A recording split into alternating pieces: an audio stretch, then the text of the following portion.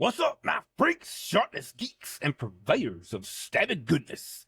Welcome to the Knife Freak Show. My name is Jonathan McNeese, joined by my co-host, Miss Amy McNeese. What's up, guys? All right, guys, so back at you another week here with the Knife Freak Show podcast. We had a pretty good week last week in the shop. We did. We got a busy week coming up because it is the last full week before we leave for Texas. That's right. We got this full week, and then we'll be leaving towards the end. We'll leave on, Thursday? Right. We'll leave out on Thursday for Texas Blade Show. So really looking forward to seeing you guys there. I hope a lot of you are able to come out. It's going to be the perfect time to come out and get to see stuff in person, handle stuff, and we're going to have a pretty good bit of new stuff. Yeah. We're going to have those of you that were paying attention to the drop this past week. We did a drop with we finally brought back some 3.5-inch Mac 2s, and we brought those back with new high performance hollow grind on them, which is outstanding on there.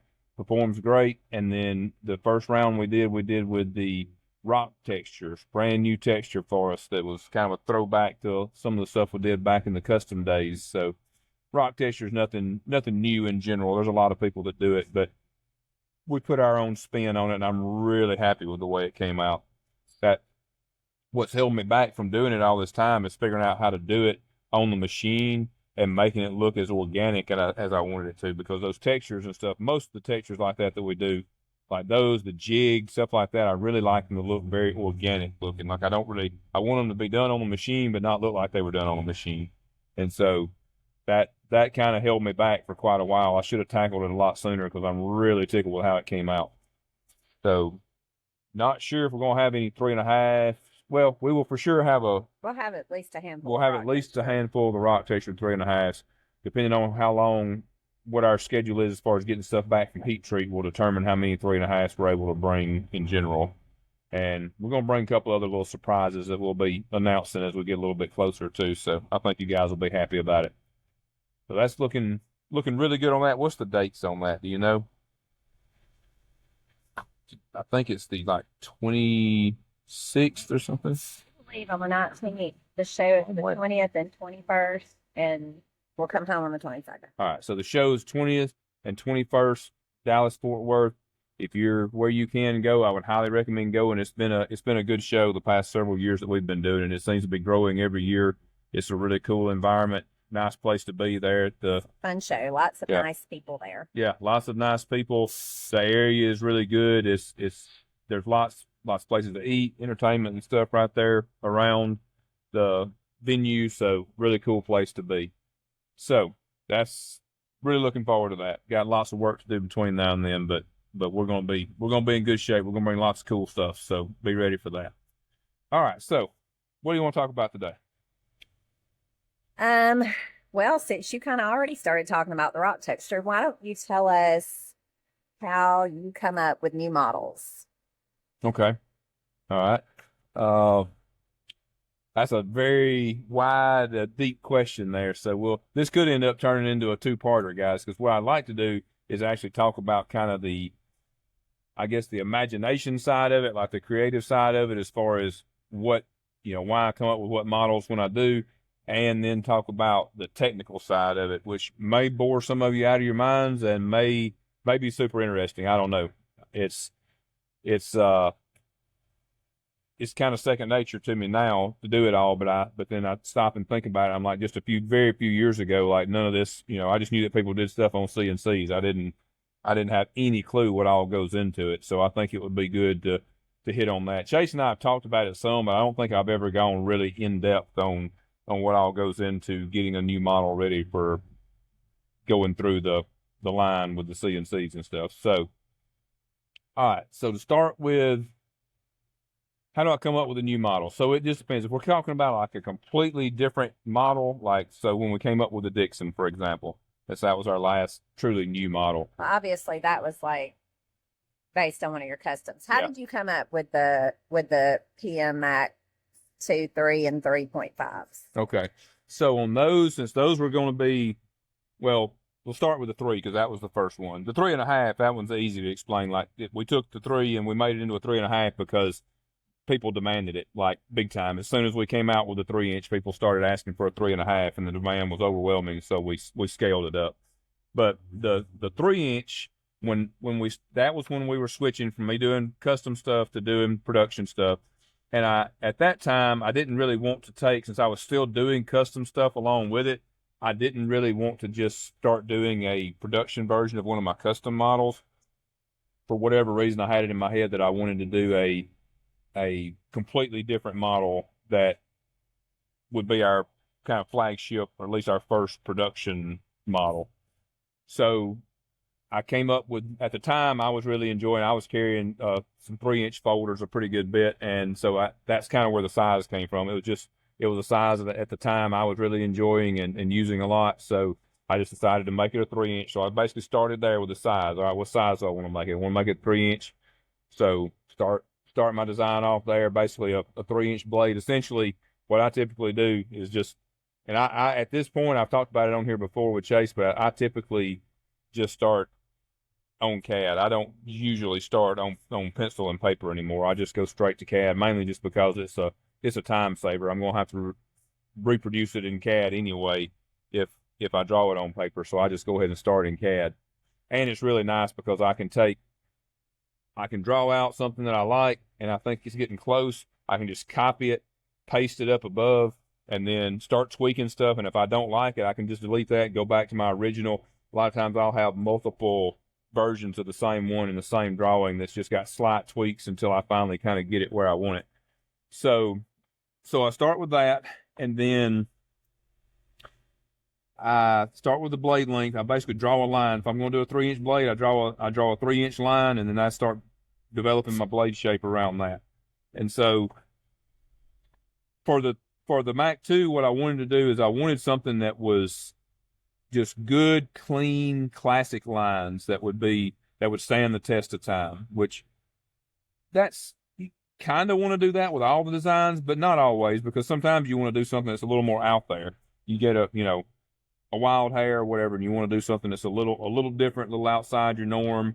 So I've done that back in my custom days. I've intentionally forced myself to get outside of my normal habits of kind of the flow of the lines and made them, like, in other words, maybe I usually make them more curved, so I made them more angular, things like that. But for the introduction into our production lineup, I wanted to have something that was a classy, stand the test of time kind of design. So I started out with that. I just started, making lines, manipulating the lines. I knew I wanted something with a pretty wide blade and get kind of narrow around the pivot, and then get back wider out at the butt. That's something I like out of a few other people's designs, Mick Strider being one that I definitely took some inspiration there with how his designs, a lot of them are very much like big blade, narrower around the pivot, and then bigger out at the butt. That's kind of, I like the flow of that. So that's kind of what I was going for.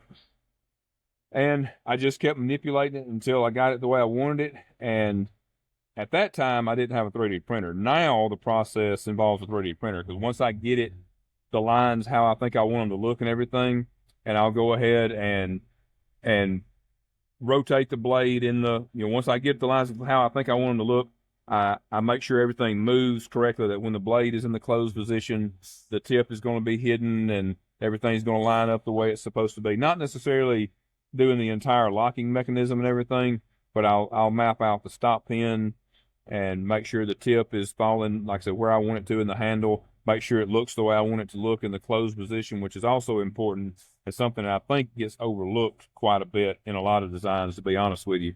I definitely pay a lot of attention to that. There's certain, like, landmarks and stuff that I want to line up certain ways in the closed position, which makes our job when we're building them a whole lot more difficult, because if I was a little more lenient on just it being closed and the tip being hidden and being safe, it would actually make it easier on us when we're building them.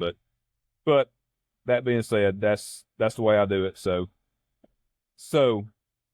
then I will print off a handle and a blade on the 3D printer, and actually a set of handles and a blade, and then I take them and I basically super glue them together. I don't go to the trouble of trying to 3D print hardware and all that. I just want to see the look of it, kind of the feel of it, that kind of stuff. I know with the Dixon, I actually printed it off in 3D, so the handles are contoured. I actually printed it off with contoured handles, and it's not an exact.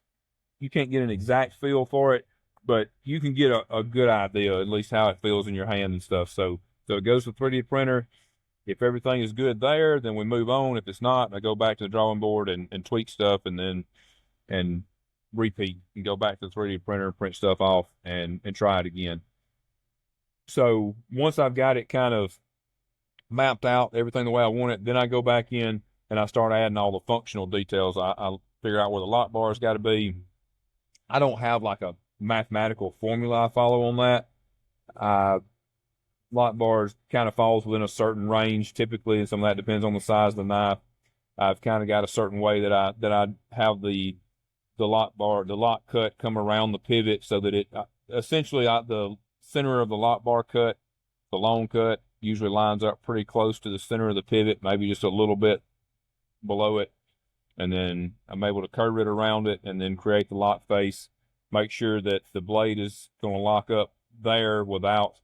So if you leave too much meat on the blade on the lockup, so in other words, if you push the lock face too far back on the design, then when the blade is closed, on some designs, the tang of the blade can actually be exposed in the closed position. So that's another one of those things I was talking about that I always like to check for in the closed position. So just make sure everything lines up the way I want it to and actually functions, open and close the blade a whole bunch of times in CAD, in my 3D software, and get everything lined up the way I want to. So then once all the drawing is done, I'm happy with the way it looks and all that, then it's time to start prototyping.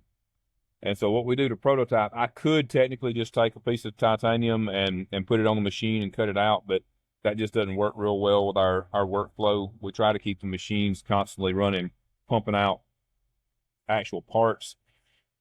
So what I'll do is I take the drawing that I've come up with for the blade and the handles. I make a sketch. I make a sketch where the lines are all like about 20 thousandths oversized, so that we have room we're creating blanks is what we're doing. And I'm going to send that file to the WaterJet. So the WaterJet blanks get sent to them at about 20 thousandths oversized. That gives us room to clean everything up and actually cut the profile out of the thing. It's kind of, I think I've said this on here before, but it's kind of like if you have roll out some cookie dough and you want to take a cookie cutter and cut a cookie out of that cookie dough. As long as you've got a big enough piece of dough rolled out, as long as that cookie cutter lands inside the edges of that dough, it's going to cut out the shape that you want. So I have to make sure that got me thinking about cookies now, dang it. You knew that's where that was going, didn't you? Yeah. So they go to WaterJet, they come back, we get blade blanks and handle blanks, and then this is where we get into the technical stuff, guys. So this is where it's different than it used to be when doing it by hand, because before I would just take everything, they wouldn't even go to WaterJet. I would just take a piece of titanium and I would usually just print off a picture or print off a drawing of the knife and then lay that out on a piece of titanium, glue the piece of paper down, cut it out, glue it down, cut it to the lines. But now we start off with blanks. And so the way we do everything, we use pallets. We use Pearson pallets, which is basically just a piece of aluminum that mounts on a base so that it's repeatable every time. You can take the base on and off, and it repeats back to the same spot, virtually the same every time. So what I do is then I design the program for it so that I have to take the individual parts. So on the handles, I'll take the lock side, the show side, and I position them on the pallet. So I have a 3D model of the pallet in my software, and I position the handles where I need them to be. And then I do the same thing on a separate pallet with the blade. Then let me think, trying to talk this through and make it make sense. So they get positioned in 3D. You've got the actual, usually I have like the show side up top, and like we do usually a row of show sides on the top of the pallet and a row of lock sides on the bottom of the pallet.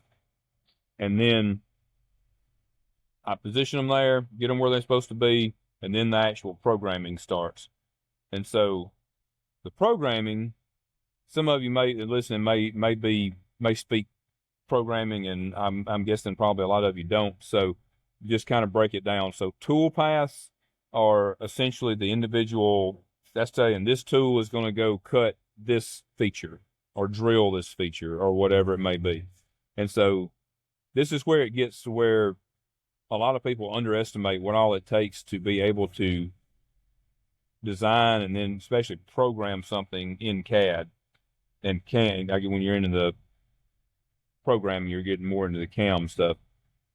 So you have got to know, like the machine, it's not going to just tell you, hey, I want to machine this part. I want to drill this hole right here. Like you've got to know what size the hole is. Drilling's pretty easy because whatever size the hole is, you need a drill bit that size, right? So you have to select that from the library in the software, and you have to tell it to drill there. You have to tell it how deep to drill. And so for, say, the holes for the body screws to go through. So you're going to drill all of them. First, you're going to spot them all with a little spot drill. So it creates a little dimple so that the bigger drill that's going to actually drill it will walk on you if you're not careful. In other words, it'll go down the drill, and usually they're long enough that they'll kind of wobble a little bit, and it can potentially walk on you. So you're going to spot drill all the holes. Then you're going to go back. And so, for example, with the body screws, that's a .089 drill that we use. You're going to drill it with the .089 drill. You can plug in that there are calculators and stuff you can use for the speeds and feeds, and there's default ones in Fusion that you can select that will at least get you close. A lot of times we run it through ChatGPT. To be honest with you, it's easier than some of the calculators. You can punch in the exact brand tool that you got, like the exact part number and stuff, and it can give you the ideal speeds and feeds for the material that you're running. So that's actually really helpful. That didn't use that until pretty recently, but there's always been calculators out there that you could use. They're just a little more annoying to use. So then you have to tell it how deep to drill the hole and a couple other good little things there. And then you do that for each hole, it's a different size. So in other words, for the .089 holes, for the body screw holes, I can just select all those different holes to drill, and it'll do the same thing on all the holes. Like I don't have to set the height and all that for each individual hole. You can go through and drill all the holes are the same size, the same way, basically. So that's repeated for the pivot drill, for the lanyard hole, if it's got a lanyard hole, that kind of stuff. And so then you start getting into, like I said, the drilling is kind of easier because it's pretty obvious that if you need to make a .089 hole, use a .089 drill bit. So when you start getting into some of the other features, like say on the inside, the first thing we do is called Op 1. We do the insides of the handles on Op 1. So what gets done there is all the holes get drilled, and then almost all the holes get drilled. And so then the weight reduction pockets, that's another thing that gets done. So those have been, I kind of skipped a step too, I guess. I went from the drawing to programming, but I actually have to turn it into a 3D model in between there. That's the part where you cuss and scream and throw stuff. Mostly, yeah. Yeah, some of it's during all of this, but that's why you skip that part. You didn't want to cuss that. Yeah, it's not just that part, but that is one of the main places. So yeah, we take the 2D line drawing, backing up a little bit, take the 2D line drawing, and we need to turn it into a 3D model, which on a lot of stuff's not that difficult. So like on the handles, well, let's say on the blade's actually easier. So on the blade, you can basically just, you select it, it's what's called extruding. It just basically creates a solid out of that profile that you created, and it turns it into a solid part. And you just have to extrude it up the correct amount. So like our blades are 150 thousandths, we extrude it up 150 thousandths, and it's pretty much good to go. For the way we're doing things now, I have modeled the bevels in the past, but the way we're doing it now, I don't really have to model the bevels to be able to grind them. So since it's kind of a waste of time and it actually just kind of confuses things downstream, I usually don't model them now. But then on the handles, so like the Mac 2 handles, that's pretty easy because they're relatively flat. They just have a round over on the edges. So you just extrude them up, and then you select the edge of the top of the handle, and you do this corner radius that just creates the radius that you want, so they're rounded over. That's relatively easy. The Dixon handles with the contours a little more difficult because you've got to create that contour. I'm sure there's multiple ways of doing it. The way I do it is with a sweep.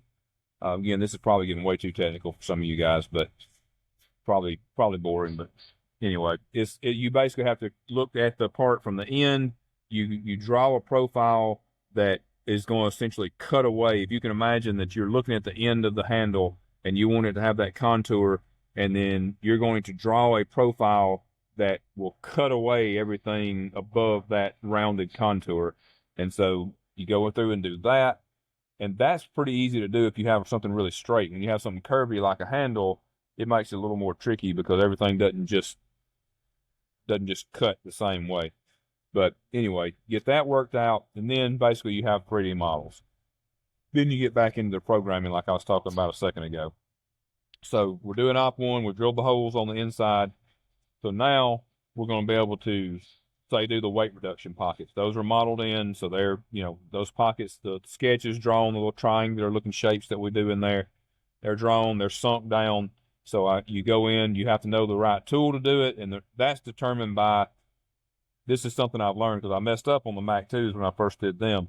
The corners of those little triangles, the radius of them determines what size tool you can use, because if the radius of that corner is smaller than 0.125, then you can't use a 1/4 inch end mill to do it. You have to use an 1/8 inch, which will still do it, but it takes a lot longer. There, you have to go a little slower because they're a smaller tool.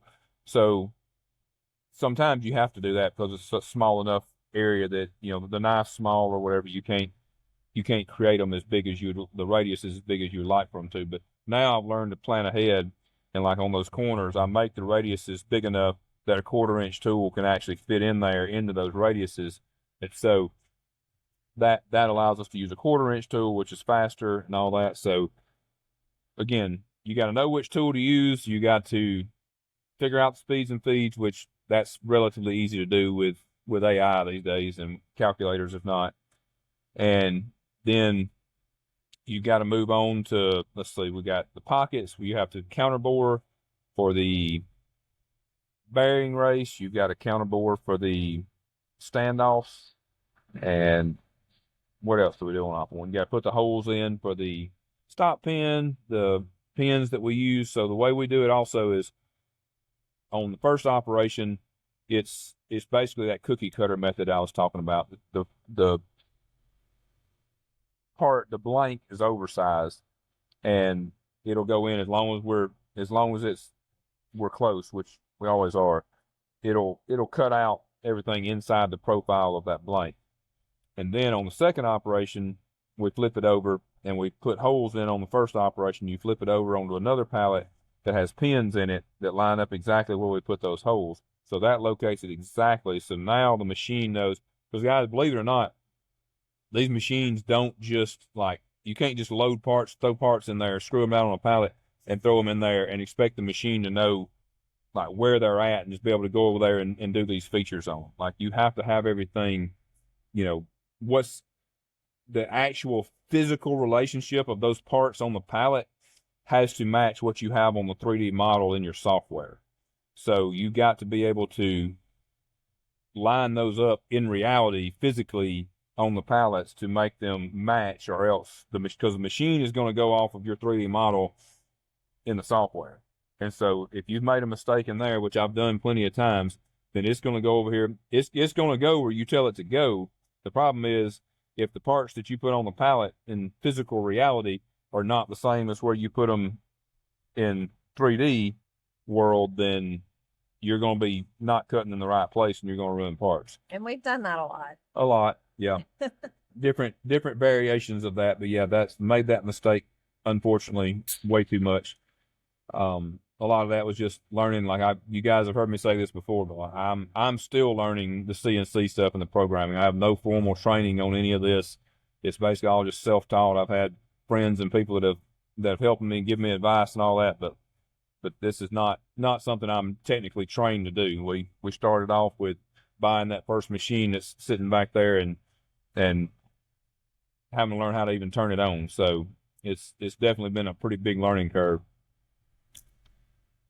But so you get all that programmed, you go through each individual step with that, and then so like on op 2, we have to go in then once everything's located where it's supposed to be. And back to the locating thing, it's even when you do it right, we found, so as we had the drill that drills the pins that locate it, right? So, or that drills the holes inside the part. So inside a handle, if you guys have ever noticed, you'll see the stop pin hole, and there's a couple other holes that are about the same size as the stop pin hole that are just kind of random little holes on the inside of the handle that look like they're not for anything. Those are the locating holes. That's what we use. The handle will have those holes in it.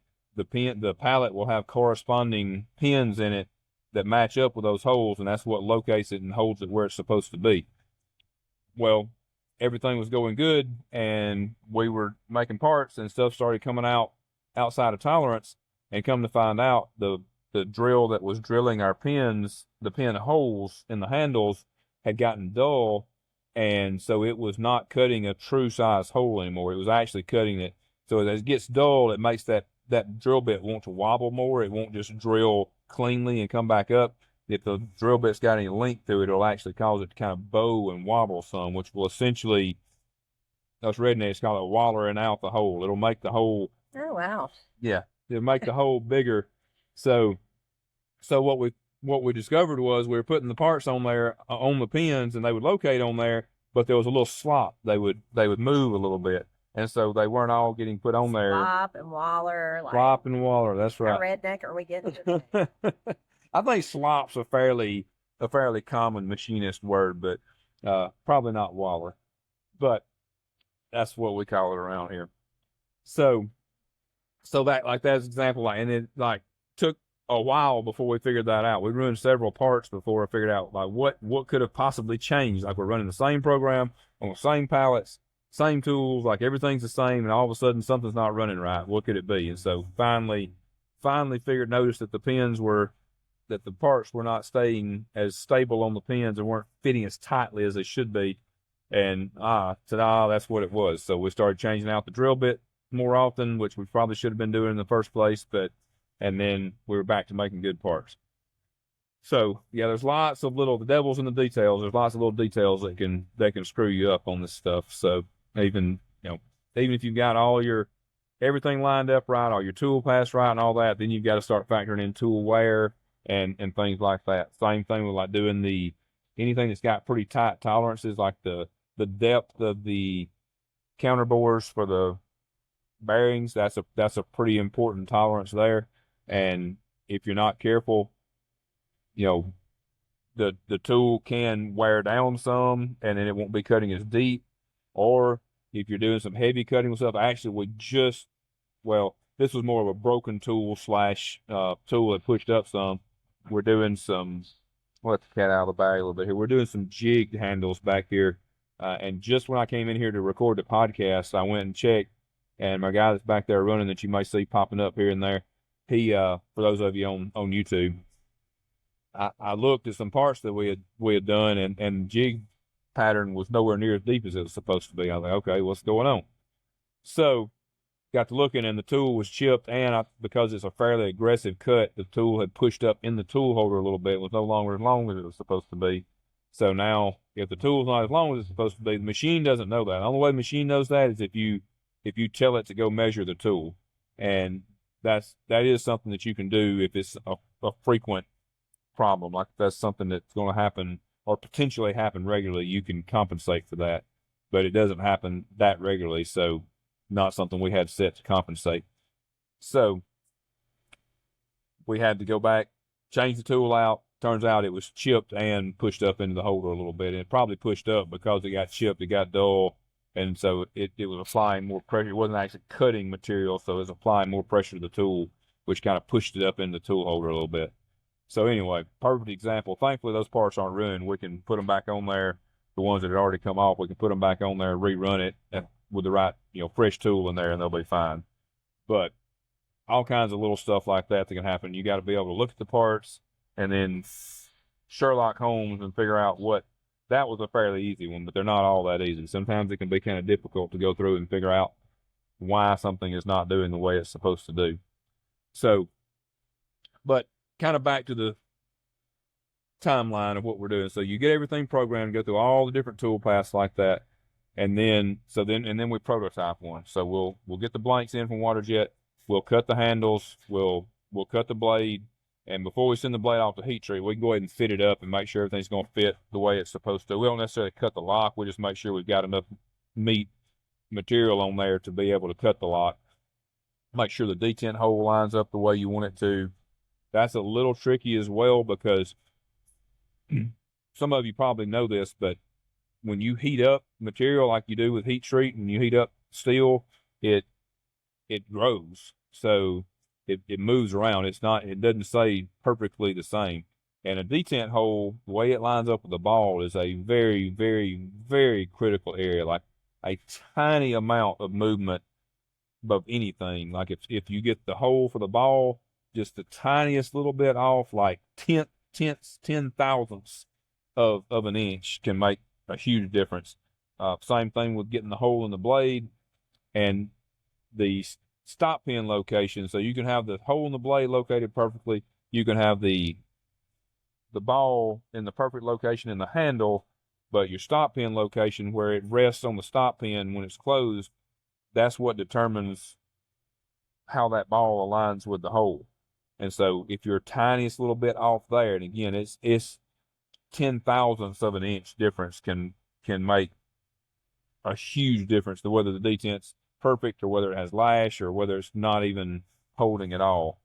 And so we have to kind of guesstimate a little bit because most of the time it grows a little bit, especially MagnaCut. It has a tendency to come back just the slightest bit. It's not something you would probably even, maybe with some really high quality measuring tools, you could probably measure it. But if you take that same blade and you put it in a handle before we send it to heat treat and see how the ball is lining up with the hole, and you kept track of that one blade and you got it back from heat treat and you put it back in there, it's pretty much a guaranteed it's not going to land exactly the same as far as the ball aligning with the hole. So we have to try to find a happy medium where we aim a little short, because the worst thing you can do is have it come back from heat treat and then the ball be too far in the hole and then it's got lash, and that's very difficult to fix. So ideally we want it to be a little short of where it needs to be. So we're kind of like, for those of you that shoot and know what Kentucky windage is, we're kind of using Kentucky windage. We're saying, okay, it's lining up almost where it needs to be here, but we're expecting it to grow just a little bit with heat treat. And so by the time it comes back, it should be just about perfect. And that sometimes that works, sometimes it doesn't, which is one of the reasons that we have basically every knife gets, the detent gets hand fit, hand tweaked for that last final little tweak to make it the way we want it. Because it's also one of the reasons it's so difficult to get them exactly the same from one knife to the next. You kind of have to hand tweak them, and then when you hand tweak them, it's extremely difficult to get them, because what we do to tweak them usually is drill them out with a slightly bigger drill. We'll leave them a little bit undersized so we have room to remove material, but it is way easier to remove material than it is to add material. Can't add material. Exactly. So we leave them a little bit undersized. Typically, we drill them out or ream them out after the fact to the proper size that's going to make it fit right. And every now and then we get lucky, and after heat treat, they just line up just right. But most of the time we have to drill them out a little bit. But sometimes you'll take two blades out of the same batch and you drill one out to that next size up, and then you drill the next one out to that next size up, and one of them is perfect and the other one's it drilled it too far and it's got lash or whatever. So it can be extremely difficult it takes a lot of skill, a lot of training, a lot of time on that. That's where the skilled craftsman aspect comes in on these things, on the building of them, because it really takes it takes a fine eye, a fine feel for how it's supposed to feel to try to get them as close to the same across from one knife to the next as possible.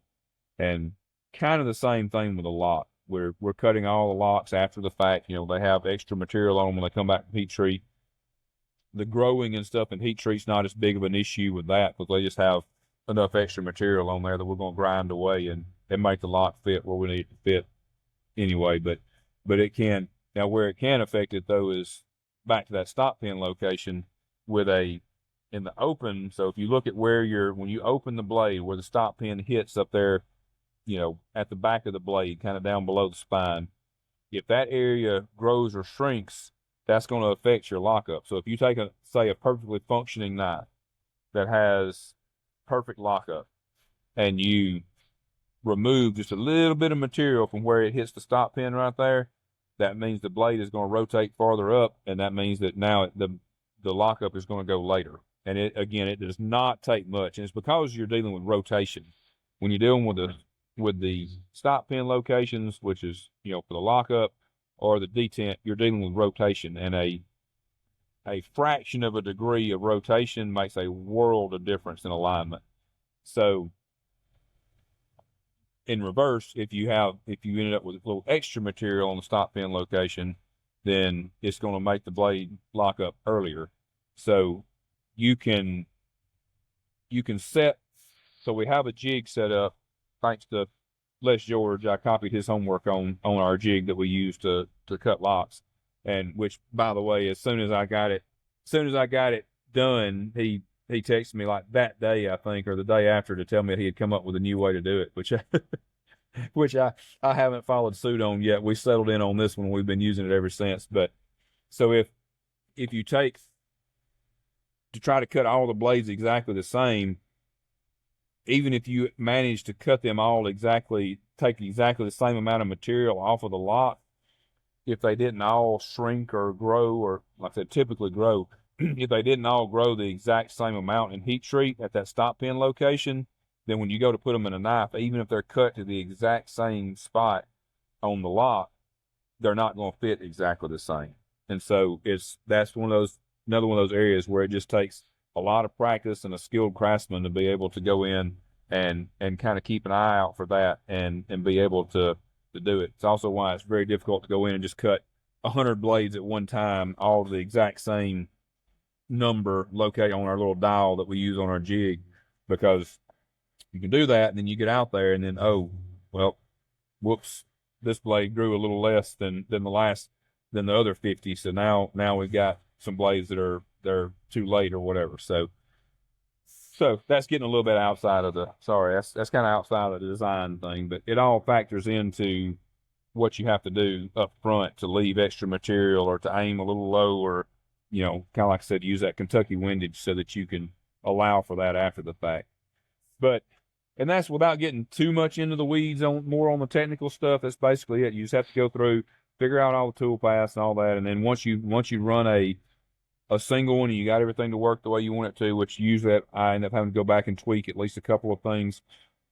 So we go back and run a few single sets of handles, a few single blades, get them the way we want them. And then at that point, then I model up like an entire set of handles on the pallet. Most of our pallets will hold somewhere between 5 or 6 handles on each row. So it'll be 5 or 6 show size, 5 or 6 lock size across the bottom. And then usually it's about 10 or 12 blades on the pallet as well. So you get them lined up on there, and there's a program or a pattern toolpath thing that you can use that allows you to, and this is a huge lifesaver. You can, if you get it right, you can use a pattern and you can select all the holes, all the features on the first object in the pattern, the first part, and it will automatically go and do that to all the rest of the ones in the pattern, which is a huge time saver and lifesaver if you get it right. If it's ever wrong, it's a nightmare to get it straightened out. But so we use that a lot. And so then once we've got it figured out, usually we don't do a big batch to start with. Like we get it dialed in and we think we've got it dialed in, then I still usually only do a fairly small batch to send out to heat treat, and we don't run too many handles until we get some blades back from heat treat.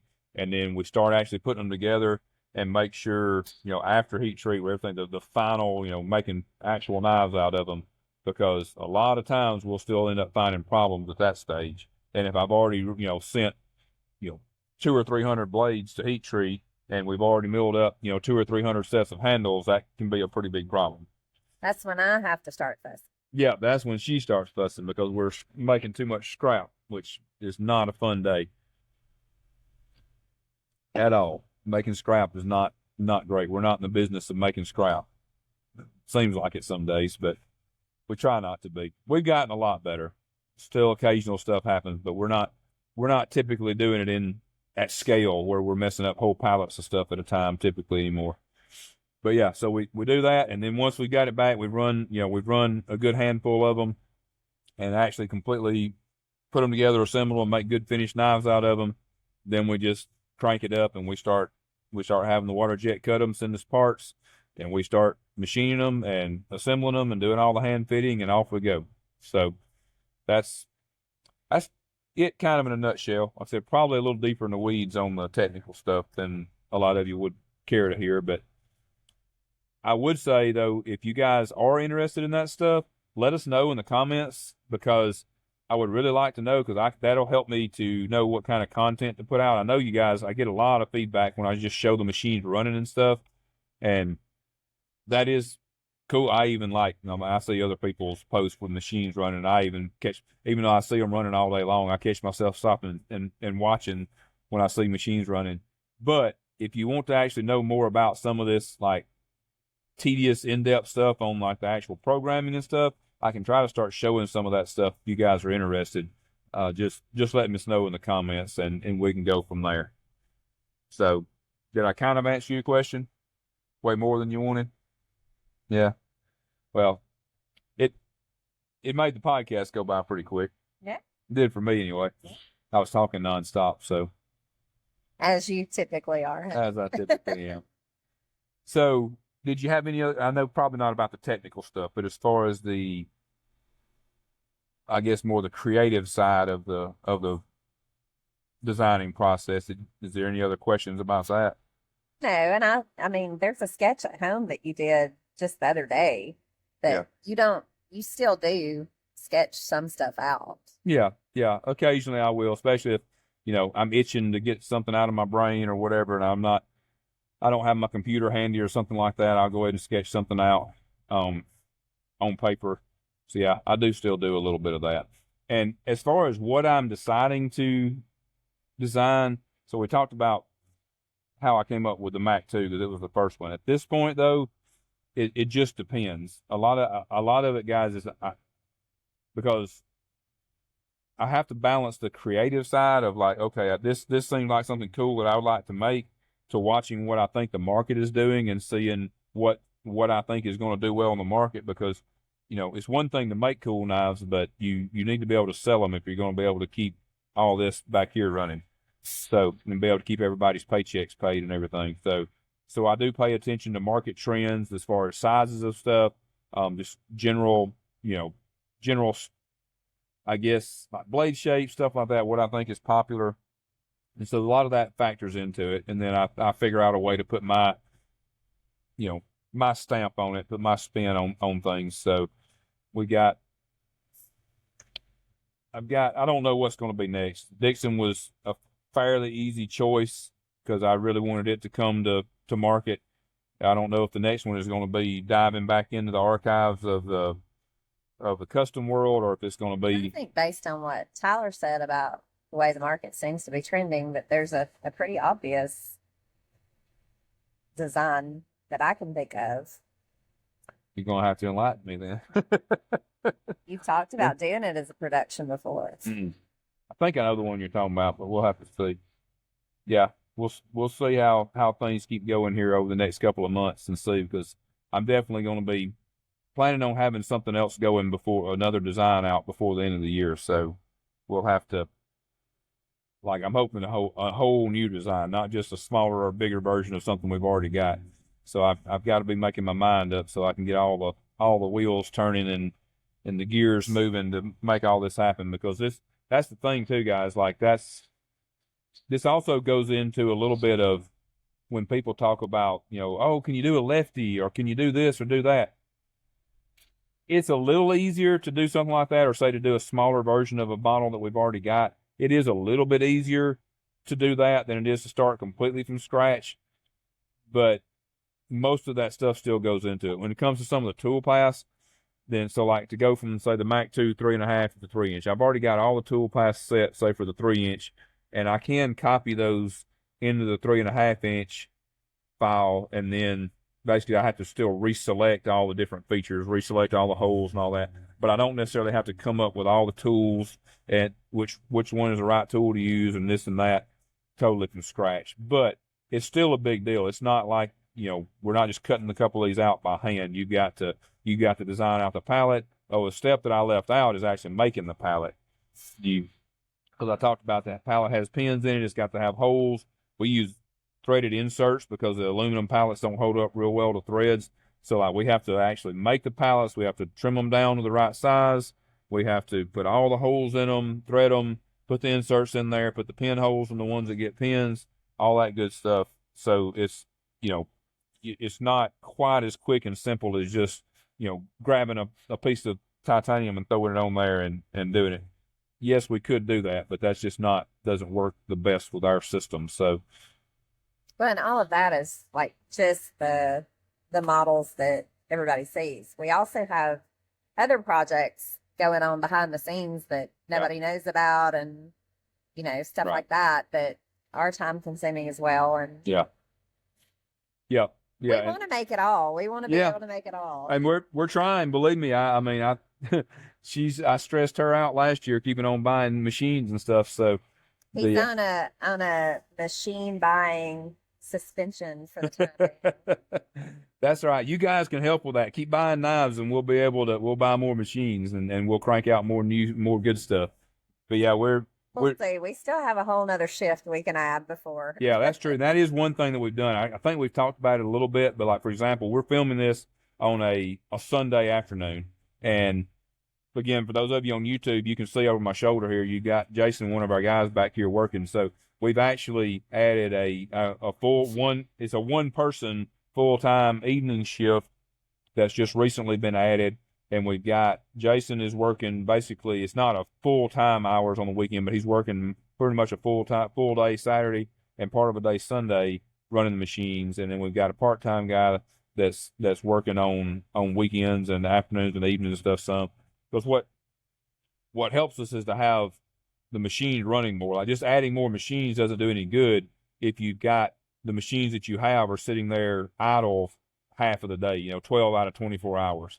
So what we're trying to do is maximize and keep the machines we have running as close to 24 hours a day, 7 days a week as we can. And then when we run out of capacity, then we can start adding new machines. The other benefit to that is, while I like buying new machines and getting new machines, the other benefit to that is it allows us to create more jobs. So instead of just buying a new machine, we're actually creating jobs for people in our community and allowing them to keep the machines that we have running more, which I also love. So that's a big part of it. So, all right, guys. Well, I may have bored you to death. If you're still awake, thank you for hanging in there and making it through to the end. Please let us know in the comments if you would like to see or hear more of this stuff. As you can probably tell, I enjoy talking about it. So I'd love to, gives me more content I can make during the week and show stuff if you guys are interested in it. So we'll try to follow through with that if you guys want to see it. Please also subscribe, please share it out. We would really like to start getting the podcast to grow a little bit more. We take the time out typically on a weekend to do it. We enjoy doing it, but it would really be nice if we could actually reach plenty of people. And I think we're going to have, it may be after Blade, Texas, but maybe not. We're going to have some more guests coming up pretty soon too. So it's probably going to be after Blade, Texas. Probably after Blade, Texas. Yeah. Yeah. Thinking about the schedule. We will probably talk about leading up to shows, how you get ready for that. So you can go ahead and be thinking about that. Okay. That's fair enough. All right, guys. Well, we sure do appreciate you. We hope that you all have a killer week this week, and thank you for tuning in, and we'll see you next week. Yeah.